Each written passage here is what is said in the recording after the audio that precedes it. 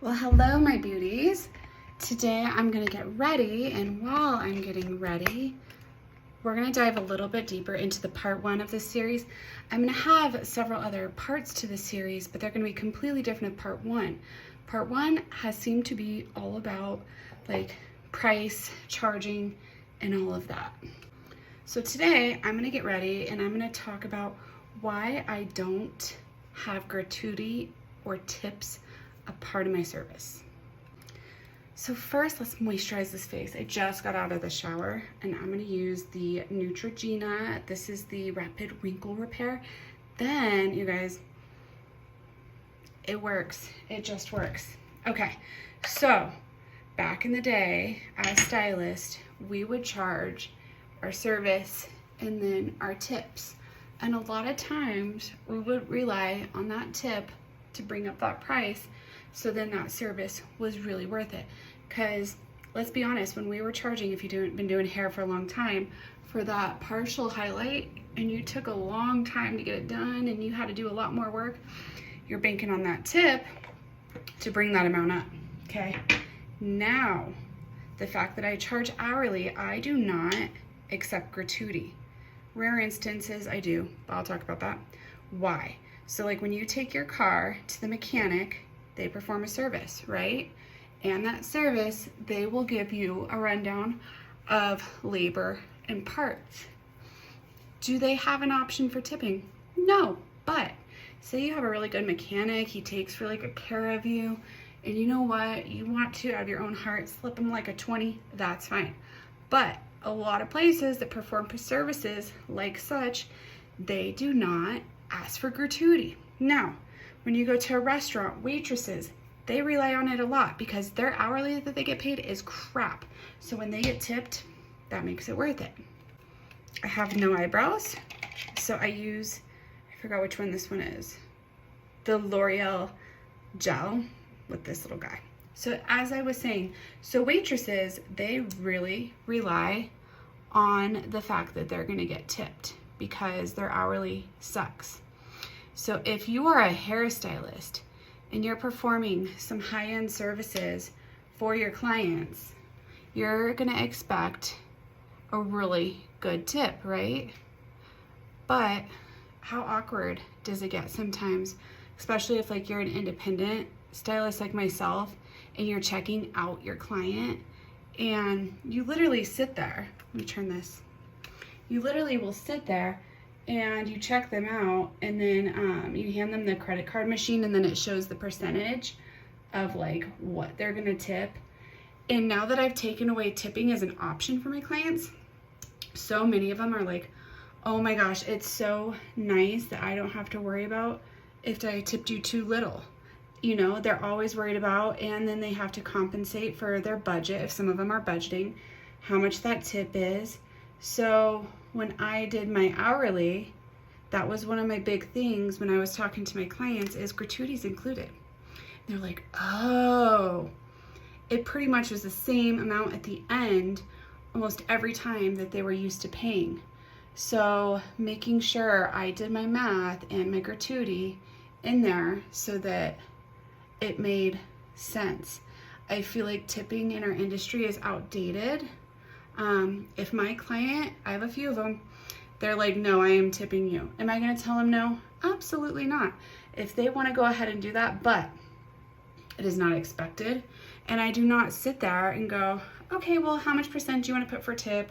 Or do you wanna leave a cash tip? That I just believe with the services I provide it's outdated. It doesn't work for me. So when I talk about pricing and going through all of that, that's one of the big reasons why I removed gratuity.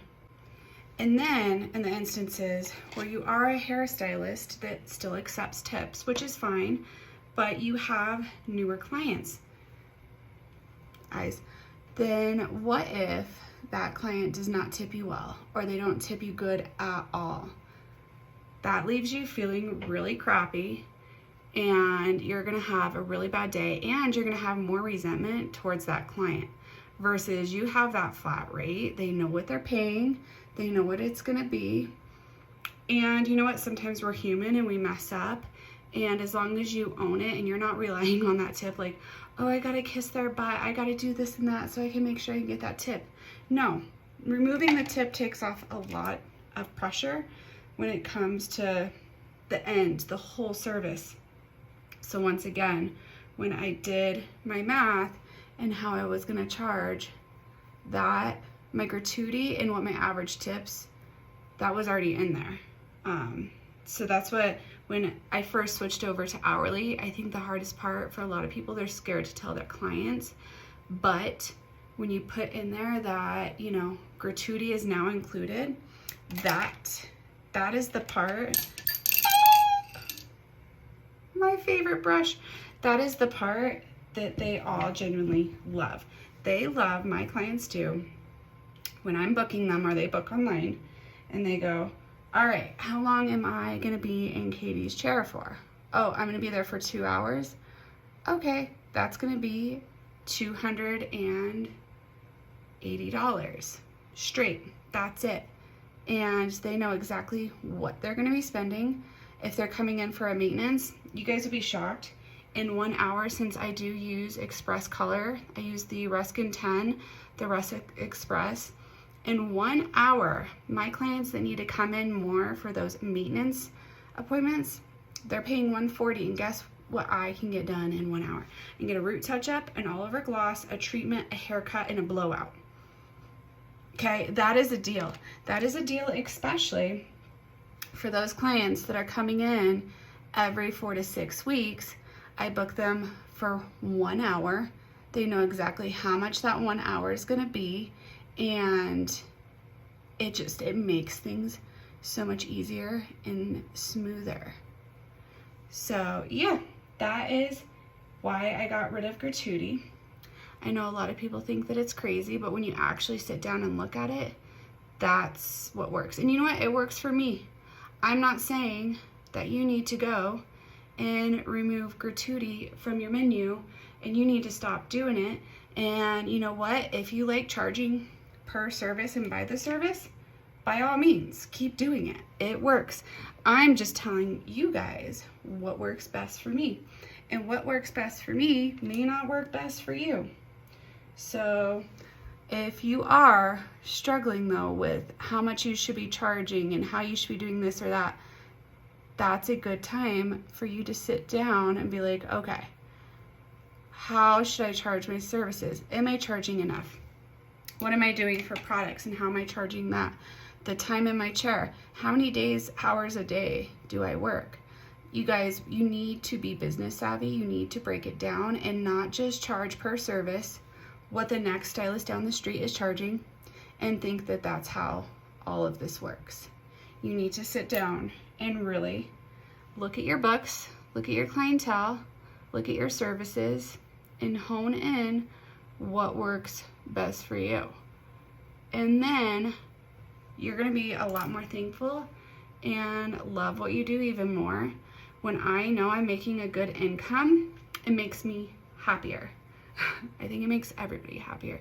Knowing that, you know, you're getting your worth, especially with how much, like, we put our heart and our souls into doing hair. It's like, you know, when you eat a meal and that meal tastes so good, it's because it was made with love. Well, all my clients that sit in my chair, they get my full one-on-one attention. I don't double book, so my hourly, they're getting me the entire time. I'm not having another client come in and take up that time. I know my clientele. My clientele is that busy businesswoman that wants to get in and out. So that's why I do have my longer services that they come in for a few times a year. But majority of them come in for their quick maintenance services. In an hour, I can get so much done, and they value and appreciate that. And so you really need to look at who your clientele is and target it. So yeah, well, besides that, now you guys get to see me do my makeup. I have a few fancy makeup items, you guys, but I mainly use drugstore because I've learned it works pretty much the same, if not better. Right now, I am just doing my concealer. Oh, and then what you guys saw me do, that right there, is just a little cotton pad. And after I apply my eyeshadow, because I just kind of am messy with my eyeshadow, because I know I'm gonna clean it up, I take that guy and I clean up and swoop that line, and it looks beautiful, beautiful. And then I'm gonna blend it out, and then these brushes, I have a lot of Jeffree Star stuff. Some people love him, some people hate him. I have a lot of his stuff. The eye palette I just used, the eyeshadow one was, oh my god, so hard to talk. Jeffree Star's Orgy one. So I'm just gonna blend, blend, blend. I put concealer on all the points that I need. Blend it out. Okay, next up, hold on, let me grab all my other guys. Then for my face, I literally have my rundown. So this is one of my nice ones. We got some Fenty. But then I have Maybelline for the blush. This is where it's at. The L'Oreal Infallible 24 wear. So Faith, my oldest, who's 20 years old, she takes forever to do her foundation. And she didn't bring her foundation one day.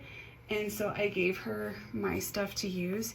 And she was like, oh my god, Mom, that took me like 5 minutes to do my foundation and it looks so good. I'm like, I know, right? So this guy, I just smear all over, and sometimes I'll use the same brush that I used to put on my concealer. And this works all day for me. So yeah, my next part, unless I get more messages, is gonna be talking about like the digital side of what hairstylists have like started to work with. The fact that we don't just do hair anymore. A lot of us, like myself, I do a lot of social media, photography, marketing. Like you guys, we're asked to do a lot now. So this is the bronzer, and then I just go through and I hit my cheeks, right through there, right through there. So that, I believe, is gonna be what the next one is about. I'm gonna dive really deep. I think there's gonna be many parts to part 2, just how like there's been this to the part 1. Some people give me a really hard time for the fact that I charge hourly. They're like, well, I work too fast, I can't do that. But when you look at your end amount and you're taking the math and you charge the hourly, your client is honestly gonna be paying the same amount they were paying before, if you do the math right, that they were paying prior. So you're not gonna be missing out on any money. In my personal opinion, I feel like you're gonna simplify your menu, you're gonna make life easier, taking away the tip and the gratuity stuff. That gets rid of a lot of awkwardness. And then you just rely on what like your services are. Because I wanna make sure that my services are priced, just like if you go to get your car worked on, they have different services and they charge that way. They don't ask for a tip at the end. If you give one, great, but it's not expected. So this took me forever. I have to use a really tight bristled brush that's soft to get this blush to show. Oh, I forgot to do my winged eyeliner. My winged eyeliner, I love the NYX. I don't know if this is the new one. I use this guy. It's so fat and big. Let's see if I can do it in the video. Can we? Nope, can't do it. Let me come back. Okay, I'm back. You can see my little wing going on. Then I'm gonna finish with some mascara. And this guy, look how glittery it is. I don't know if it'll show. It's pretty. I like a good highlighter. I'm just gonna dab it on the tops. So if you guys want any more info, like I said, because I post this on YouTube, but I also kind of post this on Instagram, shoot me a DM and I'll dive deeper into it. But if not, stay tuned. I'm gonna get into the influencer side of hair and how much our industry has changed since Corona happened, for the good and for the bad.